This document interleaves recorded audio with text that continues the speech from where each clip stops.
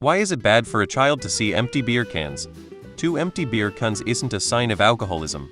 At most, it's just a sign of laziness since you didn't throw them away. ID watch out, she seems like she'll be nothing but trouble once the baby is born.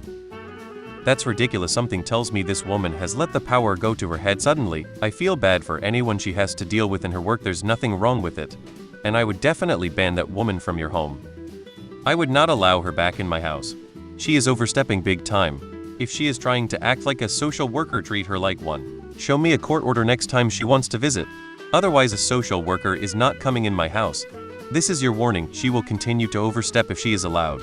Sounds like she's pretty bad about bringing work home with her. Next time she chimes in with something like that, make sure to remind her she's not on a CPS call when she comes over. Wife's friend, a social worker, was over and remarked that it was a good thing that my child wasn't born yet because of the empty cans on the counter. I asked why, and she said that empty cans bottles left out was a sign of alcoholism. If she believes this, then why would it matter if the baby was born or not? If she believes that's a sign that you are an alcoholic, it's irrelevant if you have kids. As someone that almost got taken away by CPS because my mom left a women's razor on the bathroom counter in its little stand, CPS has some ridiculous standards. BTW people, make sure your kids know that root beer is different than beer, otherwise your kids may go to school and tell the teacher they had beer the previous night and call CPS. Then I guess dirty dishes on a counter are a sign of obesity. Social workers see and hear some nasty stuff, so she may be hypersensitive to alcohol and kids. But two empty cans is not a big deal, objectively. Wow, that friend is gonna be a problem.